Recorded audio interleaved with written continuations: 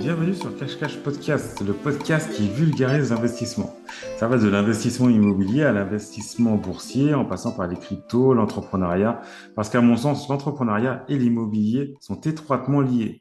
Le but est de rendre accessible à mes auditeurs, donc à vous, le plus de valeur possible en lien avec ce thème assez vaste qui est l'investissement et aussi au thème de l'immobilier. Je vais essayer d'inviter le maximum de personnes en lien avec le monde de l'investissement et de l'entrepreneuriat. D'ailleurs, il y a 2 semaines, mon invité était Jérémy Pajot. Je vous invite à aller écouter cet épisode si ce n'est pas encore fait. Et si vous voulez me soutenir, n'hésitez pas à liker quand c'est possible, à commenter et à partager. C'est ce qui m'aidera à toucher le plus de monde et à progresser. Alors, merci d'avance à tous et je vous retrouve pour l'épisode du jour, juste après le jingle.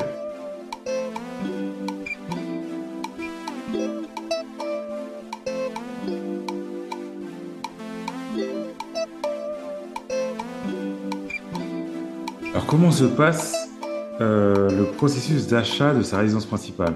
Donc là, on va parler surtout aux primo-accédants, parce que généralement, quand on a déjà acheté sa résidence principale et qu'on achète une deuxième, on est peut-être allez, habitué ou on a déjà vécu ça, donc c'est peut-être un peu moins compliqué d'en acheter une deuxième. Quoique, si ça fait très longtemps, on peut se retrouver confronté aux mêmes étapes. Donc, les 4 étapes auxquelles j'ai donné un nom, voilà, c'est l'utopie, la désillusion, le retour sur Terre et les concessions.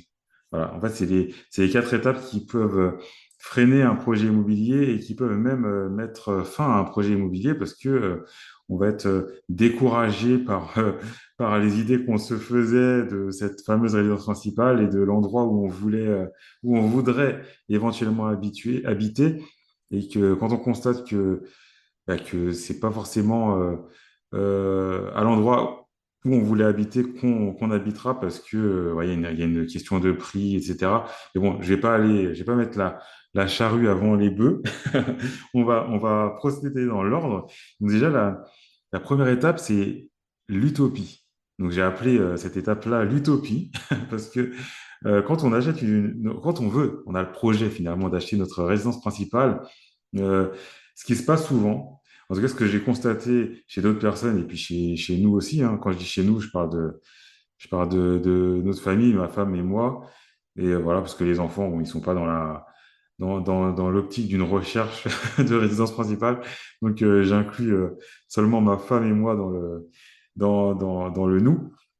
Donc en fait, l'utopie, c'est parce que quand on a ce projet-là, généralement, on veut chercher par nous-mêmes. Donc généralement, on regarde Le Bon Coin peut-être ou d'autres sites.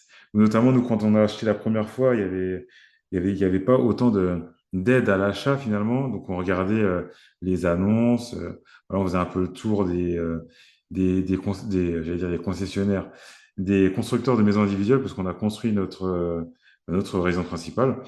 Et, euh, et quand on commence, finalement, on ne connaît pas vraiment notre capacité d'emprunt parce qu'on ne sait pas forcément la calculer, on n'a pas forcément été voir un banquier. Donc, on est un peu dans le flou, mais finalement, on ne le sait pas vraiment. Et donc, on se dit, bah, peut-être qu'on va pouvoir emprunter tant dans tel quartier, peut-être dans telle ville, peut-être même dans la ville dans laquelle on vit. Et, euh, Et finalement, on se rend compte petit à petit que bah, finalement, ça va peut-être coûter un peu plus cher que prévu et que les prix qui sont annoncés finalement sur Internet, eh ben, c'est pas exactement les prix qui se pratiquent réellement. Et puis, une résidence principale, donc c'est-à-dire que quand on l'achète, on devient propriétaire. Donc, il y a des, on va dire des coûts qui sont reliés à l'achat de la résidence principale, notamment la taxe foncière, notamment bah, si on était en location et que par exemple le chauffage était inclus dans les charges, il faut savoir qu'il faudra rajouter eh ben, les frais de chauffage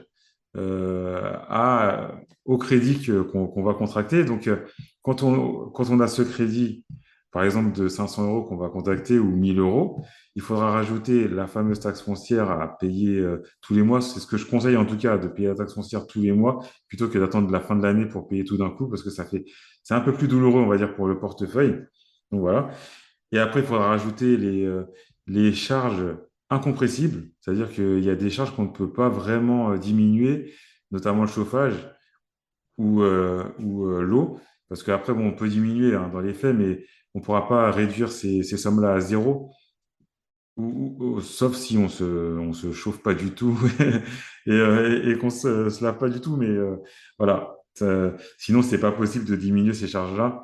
Il y a aussi l'assurance de la résidence principale aussi à prendre en compte parce que c'est pareil, on pourra diminuer mais pas annuler. Donc voilà. En fait, c'est des choses auxquelles on ne pense pas forcément, surtout quand on est locataire. Et surtout quand quand on a même, quand on n'est même pas encore locataire, qu'on est par exemple chez nos parents et qu'on a ce projet-là d'acheter notre résidence principale, on n'a pas forcément ces idées-là en tête. Et quand on va sur Internet, c'est vrai qu'on a beaucoup d'informations, mais les informations, c'est pas qu'elles ne sont pas exactes, c'est que par exemple, quand on achète un appartement, par exemple, eh ben, peut-être qu'on ne va pas regarder les charges de copropriété. Et ça, c'est un coût réel qui peut clairement avoir un impact négatif sur le budget. Et voilà, c'est pareil en fait pour tous les projets de résidence principale, que ce soit un appartement, que ce soit un appartement en construction, donc de la VFA, un appartement dans l'ancien, une maison à construire, une maison dans l'ancien. Voilà, il y aura toujours des paramètres à prendre en compte qu'on n'aura pas forcément si on n'a pas encore acheté ou si quelqu'un ne nous le dit pas au préalable. Donc voilà, c'est la première étape, donc c'est l'utopie, c'est-à-dire qu'on s'est fait une idée de ce que pourrait être cet achat, ce fameux achat immobilier de notre résidence principale, et finalement, on se rend compte que petit à petit, on va aller vers la désillusion, donc la deuxième étape. Donc, c'est-à-dire qu'on va se rendre compte que nos attentes ne sont pas forcément réelles. Donc, peut-être que notre budget n'est pas aussi élevé qu'on le pensait. Peut-être que le prix de l'immobilier est plus élevé qu'on ne le pensait.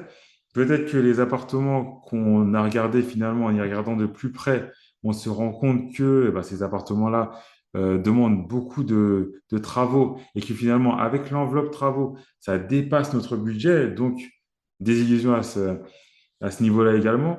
Donc, ça va demander quelques changements. Donc, qu'on a cette désillusion, eh ben, on va essayer de trouver une solution. Donc, il y en a qui vont abandonner, qui vont dire que ben, moi, je voulais acheter dans cette zone-là, je ne peux pas acheter dans cette zone-là, donc finalement, moi, je ne vais pas acheter du tout. Et là, c'est à chacun de voir, finalement, par rapport à sa situation. Donc, s'il est possible, bien sûr, de s'éloigner de la zone qu'on avait prévue au départ par rapport à son travail, par rapport à peut-être à ses enfants, par rapport peut-être à sa famille. Voilà, il y a plein de choses à prendre en compte. On n'aura pas tous la capacité, finalement, financière ou morale, hein, mentale, de s'éloigner. Parce que c'est pas évident de s'éloigner, c'est pas évident pour tout le monde. Si on est célibataire, on va pas forcément vouloir aller loin de ses amis, loin de ses connaissances, loin d'où on a grandi peut-être. Donc après, ça va dépendre du caractère du caractère qu'on a. Voilà, ça dépend des personnes. Et donc, à partir de ce moment-là, quand on a l'utopie, après, il y a eu la désillusion, et ouais, il y a un retour sur Terre finalement. Et finalement, le retour sur Terre, il correspond aussi au moment où on va rencontrer des professionnels. C'est-à-dire on va à la rencontre, par exemple, d'un agent immobilier ou de plusieurs agents immobiliers, de plusieurs constructeurs, d'un ou de plusieurs banquiers ou de courtiers.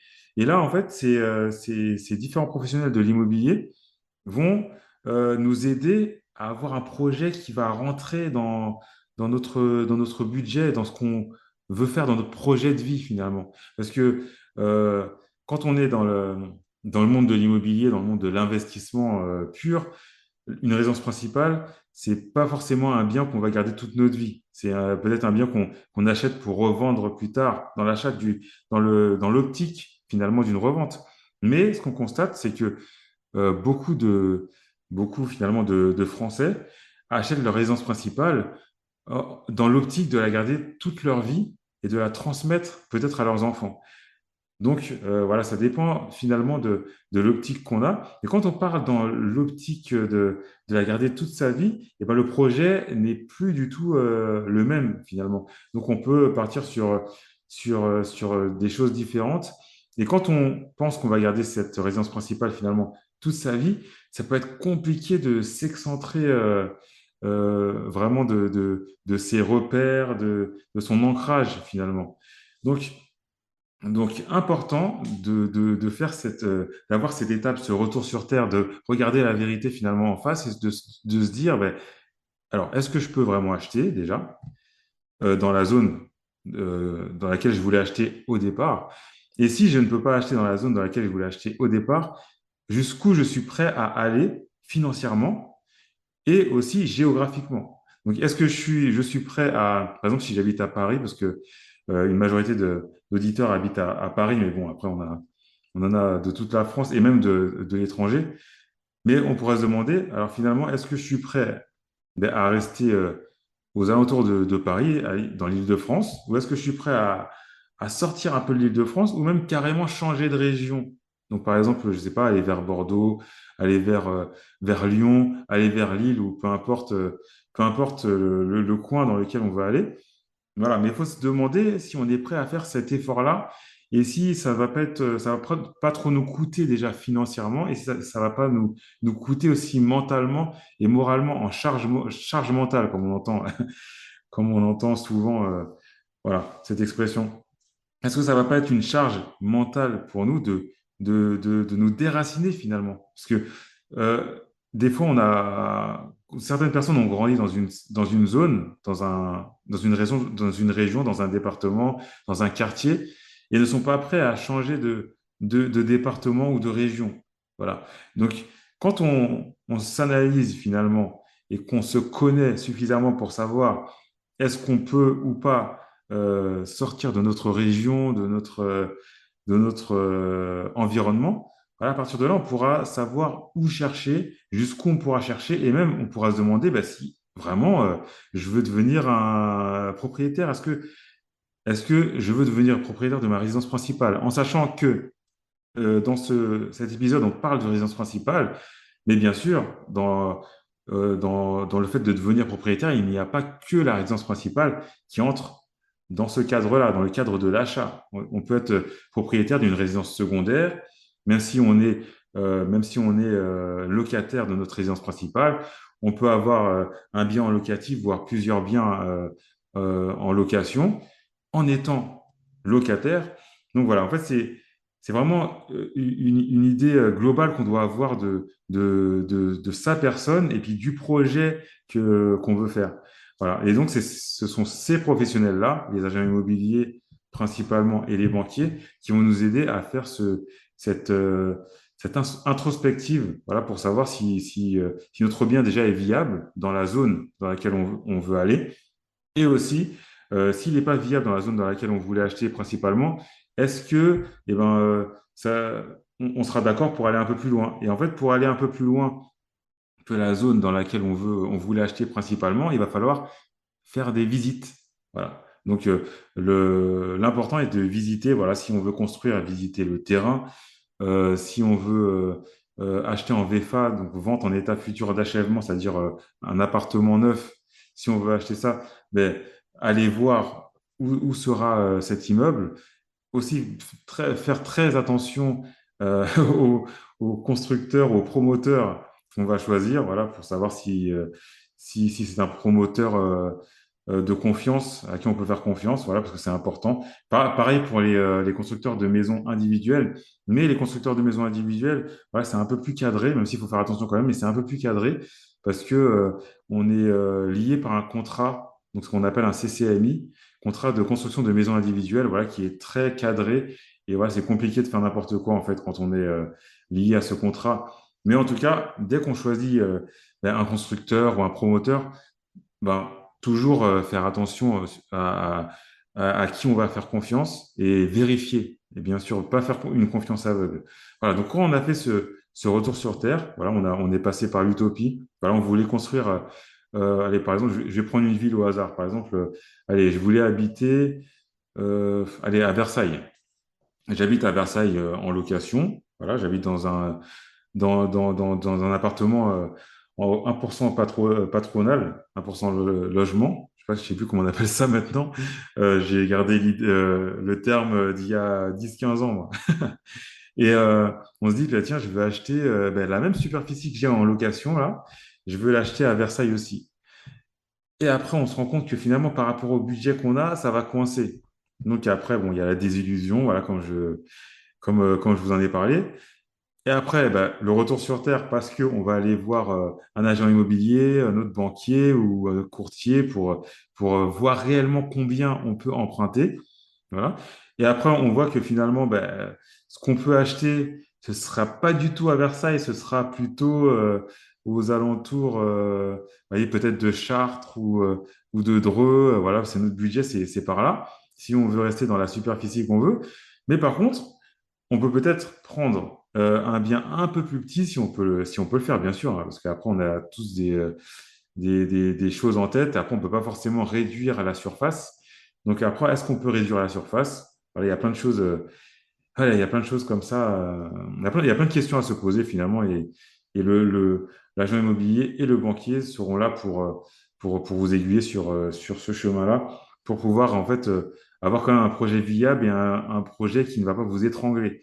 Et aussi, ce que je voulais ajouter là, c'est un petit aparté, c'est que quand on veut acheter notre résidence principale, voilà, quand on veut tout simplement prendre un crédit immobilier, ce qu'il faut savoir, c'est que le crédit immobilier sera de 1000 euros. Par exemple, on a les 35% d'endettement. Donc, il sera de 1000 euros. Je voulais insister là-dessus parce que j'en ai déjà parlé au début, mais c'est très important. C'est-à-dire que le crédit, par exemple, sera de 1000 euros. Pour faire le calcul de votre budget, il va falloir impérativement prendre en compte les à côté. C'est-à-dire qu'il y a les 1000 euros de crédit immobilier, bien sûr, il y a la taxe foncière, les assurances diverses, l'énergie à prendre en compte, et aussi, quand on s'éloigne, surtout quand on s'éloigne et qu'on va devoir prendre la voiture pour aller travailler, bien réfléchir en amont, à savoir si vous allez être obligé de prendre une deuxième voiture, donc calculer le coût de cette deuxième voiture mensuellement. Également, si vous êtes plus loin, forcément, il y aura le coût de l'essence ou du diesel à rajouter par mois, mensuellement également. Ça, c'est un calcul à faire pour savoir si réellement c'est rentable parce qu'il faut toujours, enfin, toujours, faut réfléchir en termes aussi de rentabilité dans le sens où est-ce que m'éloigner me coûtera réellement moins cher que d'habiter un peu plus près? Voilà, parce que des fois, on peut avoir un peu peur de prendre un crédit un peu plus élevé parce qu'on se dit, ouais, est-ce que je vais réussir à payer?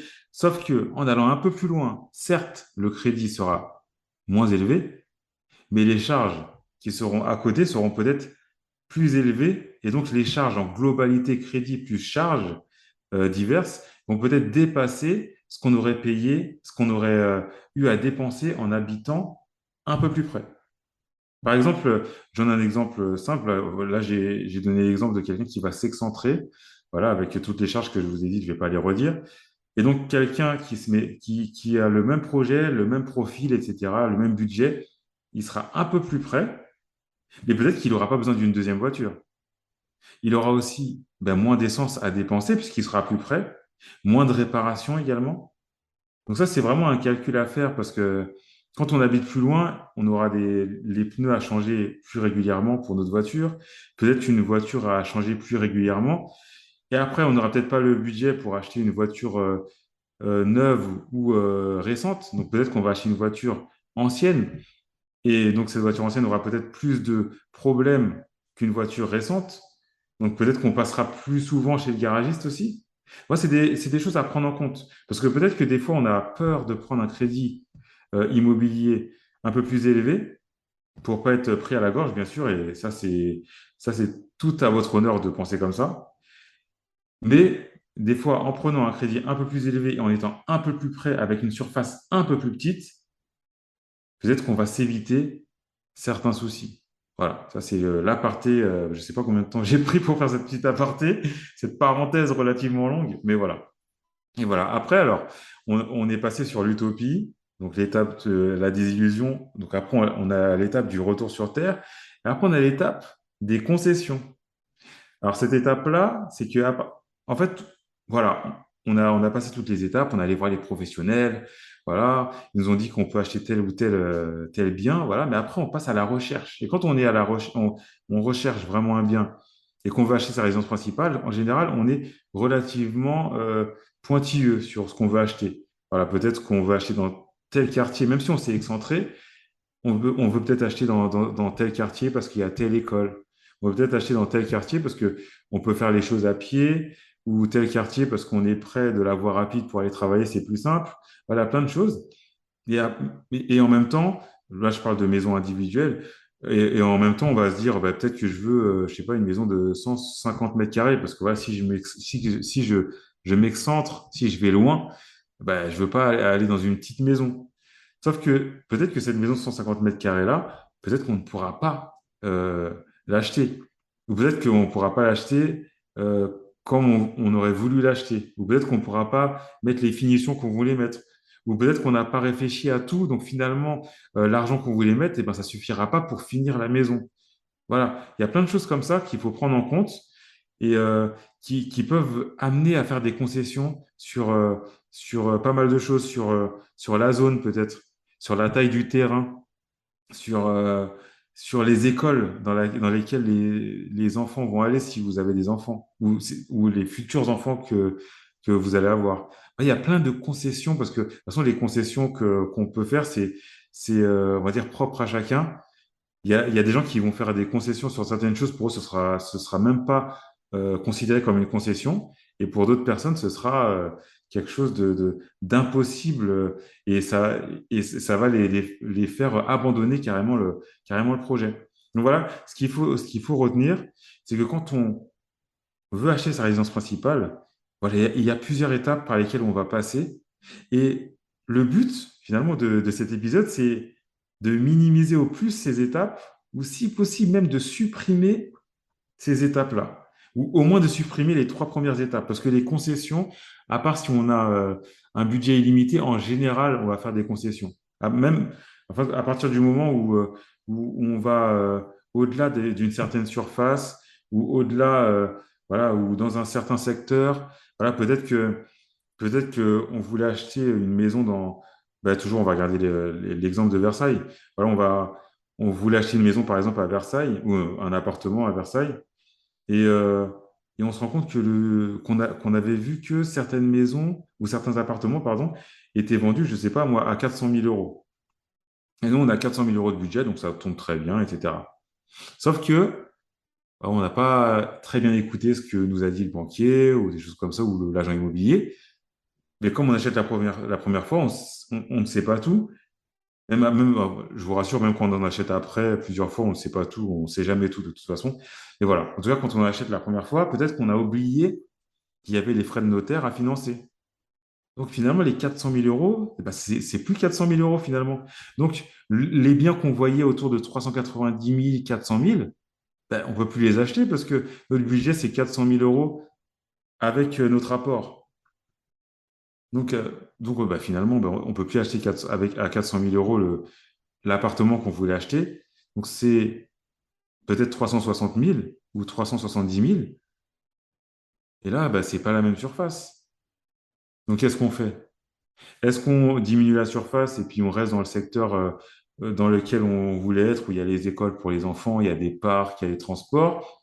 Ou est-ce qu'on va un peu plus s'excentrer dans cette ville-là et puis aller dans un endroit où il y a un peu moins de transport, le quartier il est un peu moins bien, mais par contre on a la surface qu'on voulait au départ.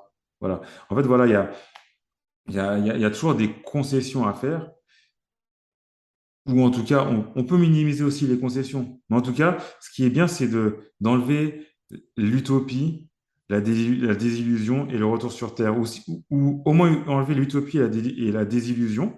Voilà, tout de suite être sur Terre. Et comment tout de suite être terre à terre dans l'achat qu'on veut faire? Eh ben, c'est en allant voir des professionnels directement. C'est-à-dire qu'on veut faire un achat immobilier, on veut acheter notre résidence principale. Allez, tout de suite, je vais voir mon banquier, combien je peux emprunter. Je suis accédant, pardon, donc j'ai peut-être droit au prêt à taux zéro. Voilà. Est-ce que j'ai le droit à un prêt aidé?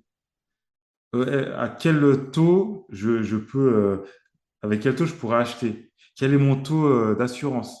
Et par rapport à tout ça, et ben finalement, je peux acheter quel est mon budget finalement.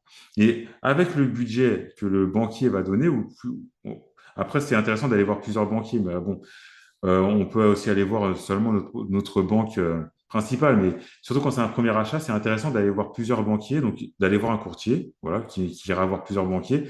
Et là, il pourra nous donner la meilleure offre possible pour notre premier achat. Et donc, avec ces offres-là, on pourra savoir combien on peut emprunter. Et en ayant ces informations-là, on pourra aller voir les agents immobiliers. Voilà, et puis ça va potentiellement aussi rassurer les agents immobiliers, pardon, de savoir qu'on a un projet viable et qu'on peut réellement acheter. Et aussi, le fait d'aller voir des banquiers, ça va nous donner une idée de comment ils veulent nous financer. Donc peut-être que le banquier va nous financer à 110%, c'est-à-dire qu'il va aussi nous payer les frais de notaire, et les frais annexes, les frais bancaires. Donc peut-être que pas du tout, il voudra pas du tout et qu'on devra amener 10% d'apport selon notre situation. Peut-être qu'on va devoir amener 20% d'apport. Donc voilà, c'est pour ça l'important et c'est d'aller voir un bon courtier qui va nous mettre dans les meilleures conditions finalement pour acheter notre première résidence principale. Voilà. Donc, comme je disais, le but, c'est de minimiser au plus l'utopie, la désillusion, d'aller direct au retour sur Terre, c'est-à-dire que d'être terre à terre, de savoir où on va.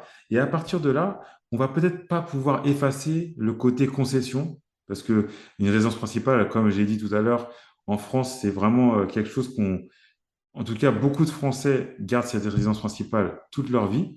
Donc, c'est vraiment un achat important.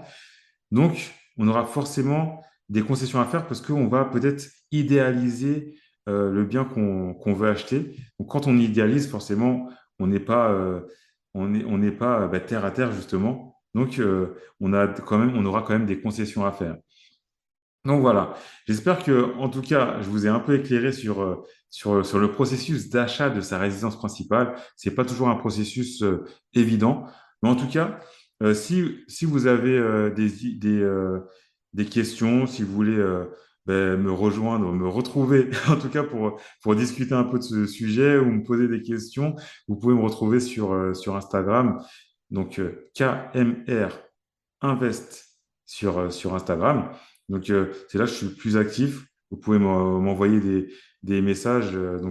Je réponds relativement rapidement. En général, je réponds dans la journée. Donc n'hésitez pas si vous voulez discuter de ce sujet-là. Si vous pensez qu'il y a d'autres étapes que j'ai oubliées. Voilà, mais en tout cas, j'insiste bien sur le fait que les 4 étapes que j'ai énumérées, c'est des noms que j'ai donnés à des étapes que j'ai vécues ou qu'on a vécu en achetant notre première résidence principale. Donc après, c'est pas une science exacte, voilà. Donc, si vous avez des idées, voilà, pour étayer tout ça, pour entrer dans une discussion intéressante sur l'achat de la résidence principale, parce que c'est un sujet qui touche beaucoup de monde, eh ben, n'hésitez pas à me contacter sur Instagram et je vous répondrai avec plaisir. Et voilà, ben, je vous dis merci en tout cas d'avoir écouté cet épisode. Merci beaucoup d'avoir écouté cet épisode. Si vous voulez soutenir un peu ce podcast, n'hésitez pas, si les applications vous le permettent, eh ben, de laisser un commentaire, de liker, ouais, de vous abonner parce que sur Deezer, par exemple, on peut s'abonner au podcast et de vous abonner aussi à mon compte Instagram si ce n'est pas encore fait et si le contenu vous plaît. Et je vous dis à bientôt pour un nouvel épisode.